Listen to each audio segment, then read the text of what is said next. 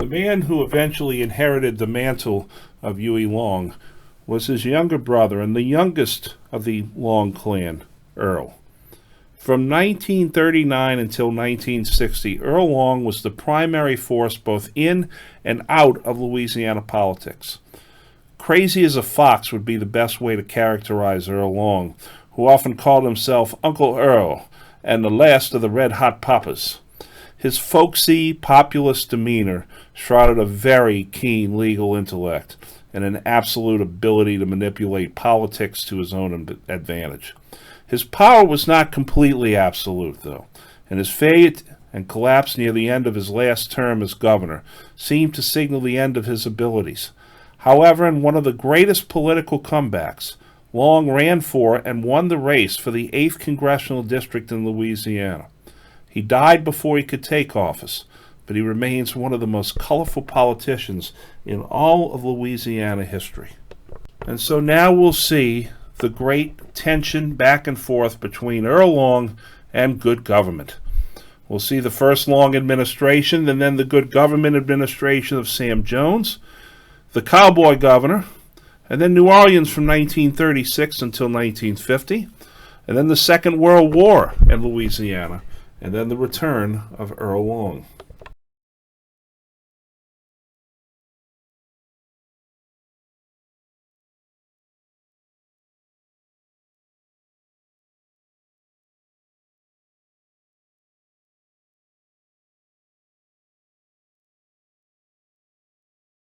The first Earl Long administration was only from 1939 to 1940. He had been lieutenant governor under Dick Lesh, and he had inherited the governor's race without actually having won the race.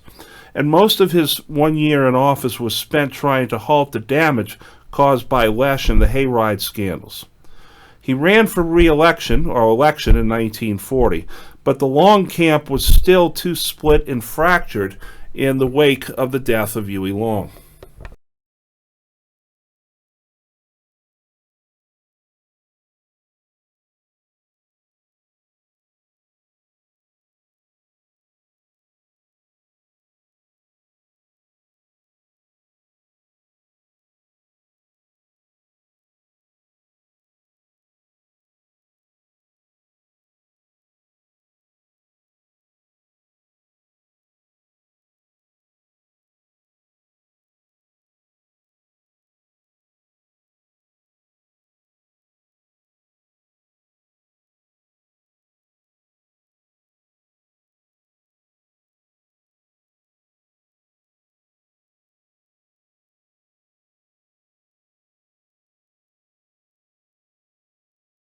And this led to the election of Sam Houston Jones from southwestern Louisiana. Long, Jimmy Noe of WNOE fame, James H. Morrison, and Jones ran for the election, and Jones won. Jones's program was that of good government, or as we say in Louisiana, good government. Good government for him meant the elimination of waste, which often meant reducing programs for minorities. Elimination of the deduct box. No more double dipping, that is, having two offices in government. He reorganized the state boards, which often meant getting rid of the Long people from the state boards, and establishing a state civil service to protect people who had jobs on the civil service from having to support political candidates.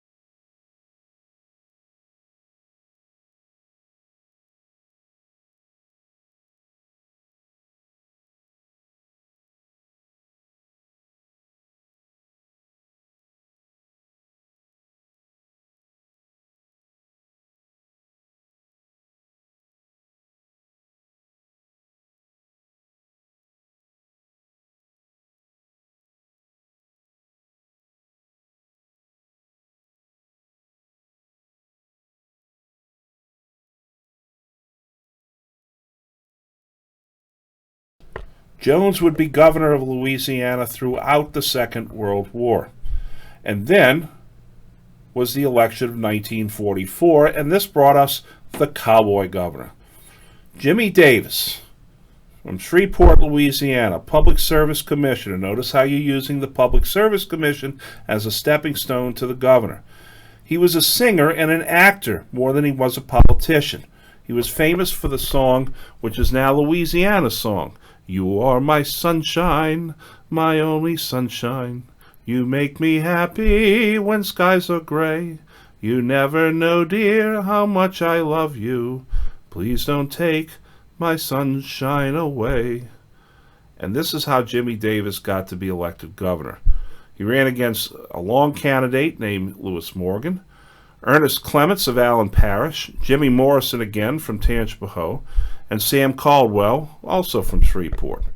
Davis wins because he often climbed what was called the old rugged cross you see there down in the bottom right.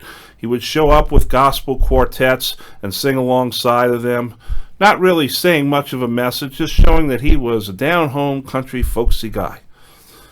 He gets to be governor, and he did nothing. He spent most of his time in Hollywood making B movies. Now, for those that don't know what B movies are, they're second-tier movies. They're not really good, but, it's a good chance to go to an air-conditioned movie theater and eat some popcorn. He left a budget surplus, and he increased the pension.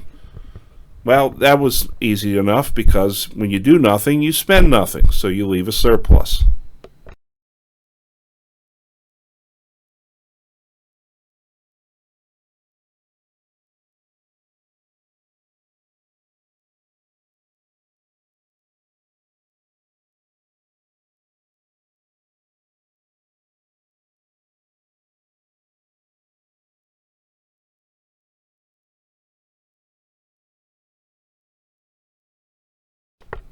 What about New Orleans during this period of the long Jones and Davis administrations? New Orleans from 1936 to 1950 was pretty much under the control of an Italian-American by the name of Robert Maestri, who you see here sitting to the left of President Roosevelt as Governor Lesch sits to the right. That is in Antoine's Restaurant. Robert Maestri was a type of politician that really didn't have a good command of words and was oftentimes prone to embarrassment. So you see there in the Antoine's picture, once again, President Roosevelt looking like he'd be, wish he would anywhere else. They told Maestri, sit next to the president, but keep your mouth shut. But Maestri couldn't help himself. And when the oysters Rockefeller were brought out, Maestri leaned over and said, "Hey, Mr. President, how you like them oysters?" Maestri was a big beneficiary of the WPA that spent a great deal of money in New Orleans. The Works Progress Administration was a New Deal program that put many people back to work. Maestri also allowed organized crime into the city as a means of maintaining the city's economy. The black market economy benefited New Orleans. And this is how the Marcello family came to be the crime lords of New Orleans for a time. As I said, the WPA spent a great deal of money in New Orleans, and I've already mentioned the bridges in City Park. There you see the WPA and its symbol on one of the bridges. There you see the Pops Fountain, which is right on the corner of Marconi and Zachary Taylor. That is the old bridge going over Esplanade Avenue at Bayou St. John, looking toward the statue of Beauregard, which ain't there no more, and the New Orleans Museum of Art. The WPA did more than build things. It put people to work writing, or in this case, cartographers making maps. These cartographers are mapping the coastal defenses of the city of New Orleans and the state of Louisiana in preparation for what Roosevelt knew was going to be the Second World War one day. Abe Shushan, who was one of Huey Long's cronies and who was responsible for building the New Orleans lakefront airport and the seawall, you see here he's taking a sledgehammer to the old seawall in preparation for building the new seawall that now runs along Lake Pontchartrain. And all the land that is behind the seawall has been added on because of the WPA. Shushan, by the way, did go to prison. One of the most lasting legacies of the Works Progress Administration. was the oral history recordings of slaves. You say to yourself, wait, in 1930s there were no slaves. That's true. But there were people that were alive who had been slaves prior to the Civil War. The WPA made a point of having those people recorded so that you could understand what slavery was like in the antebellum period. We have actual written and oral proof of what slavery was like, and that's because of the Works Progress Administration. Out on the lakefront, the WPA helped build the new Naval Air Station, some of the buildings of which are still on the UNO campus right near the large smokestack. And here you see the dedication. The Naval Air Station has since moved across the river to Belle Chase. One of the biggest problems during the Great Depression was a lack of clothing for people who were poorly clad. The WPA was able to get a great large number of second-hand clothes so that people who could not afford clothes or who were underclad could go and find affordable clothing. The WPA also put writers to work, essentially marketing America. Each of the 50 states had its own WPA guide of travel places to go and restaurants and hotels, and many of the major cities throughout the country. For instance, the WPA guide to New Orleans showed you where all the historical sites, the restaurants, the hotels, the directions, and so forth. And this was a way of putting people to work. Long before you had Google Maps, long before you had those yellow travel guides that you got at the gas stations, you had the WPA guides. The WPA built Tad Gormley Stadium in City Park. The Tad Gormley Stadium is, of course, where many of the New Orleans public schools and many of the New Orleans Catholic schools played football. The actual first use of Tad Gormley Stadium was neither for football nor track. It was for the 1936 National Eucharistic Congress, which gathered in New Orleans, and used Tad Gormley Stadium for the big outdoor meetings and the masses. There was a huge parade down Canal Street to the St. Louis Cathedral.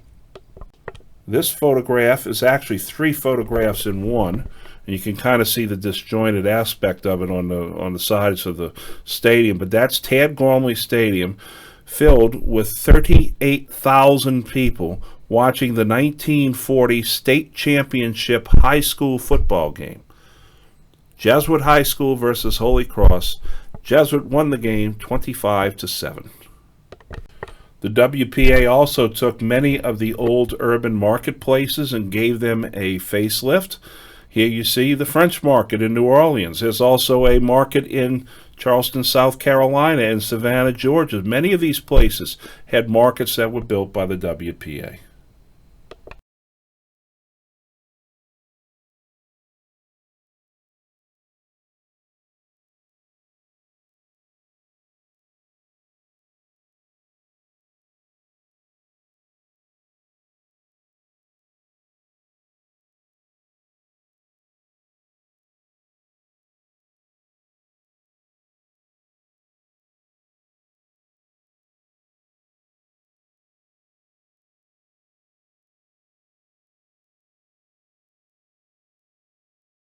The man who eventually removed Robert Maestri from the mayor's office was a war veteran named Delisep's Story Morrison, or as Earl Long referred to him, Delisup's Storyteller Morrison.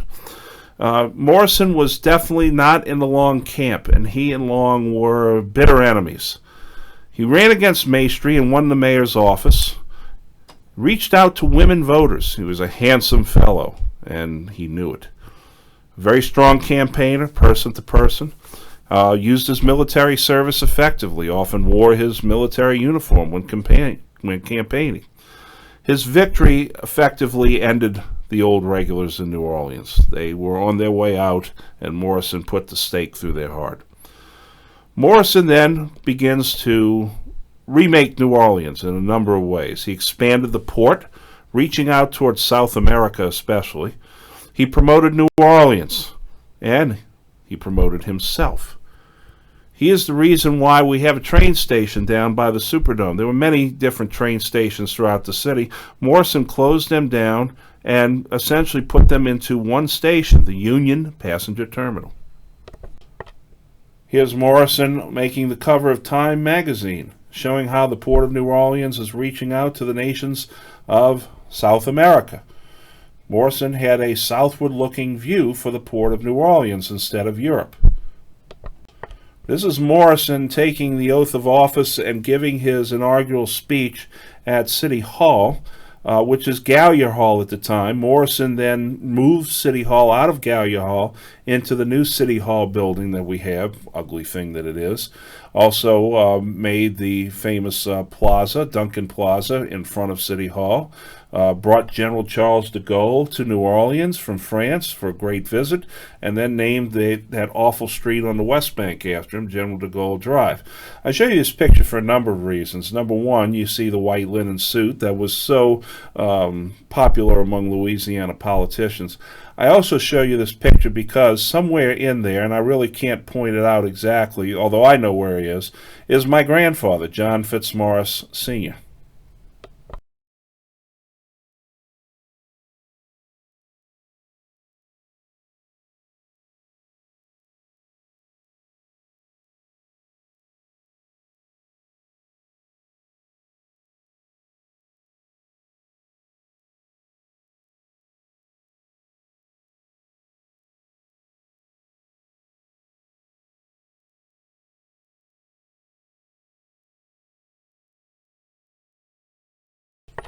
Like the entire nation, Louisiana was heavily affected by the Second World War.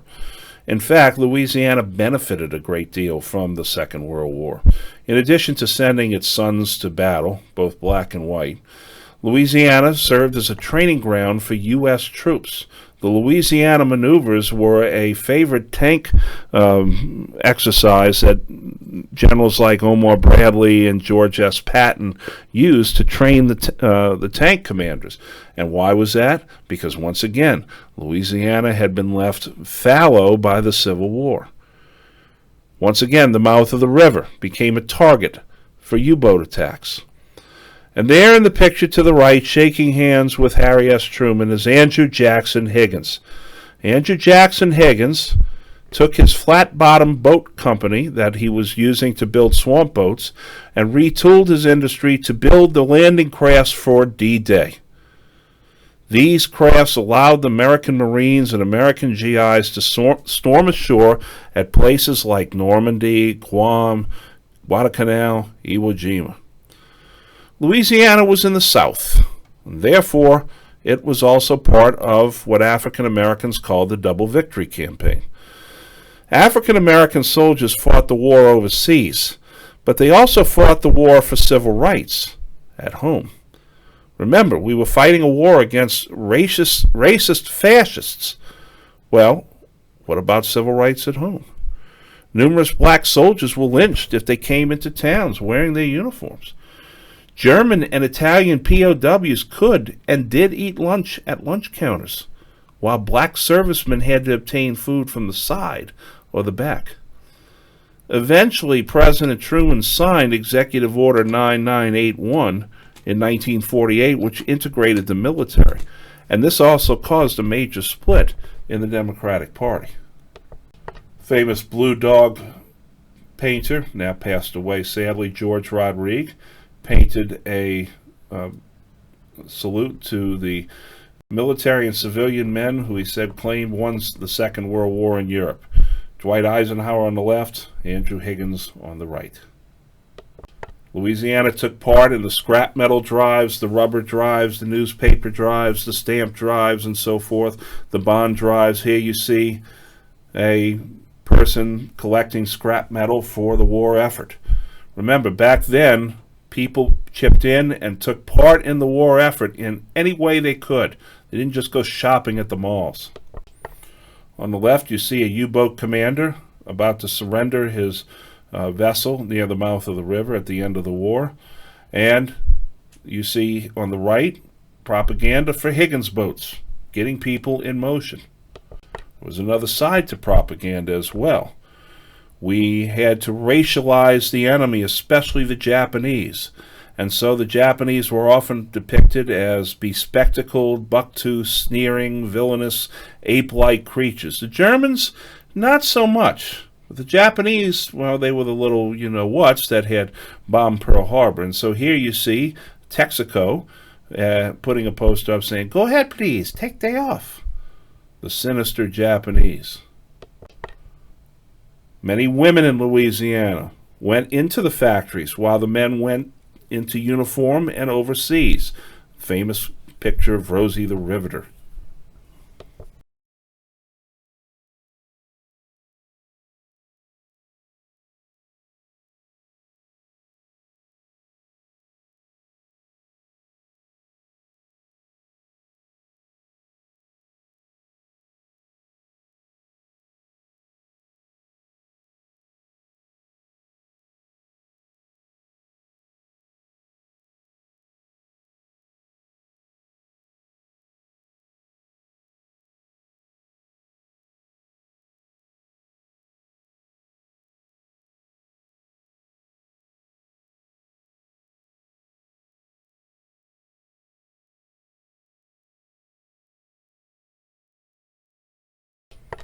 After the war, the election of 1948 took place, and Sam Jones wanted to run for governor again.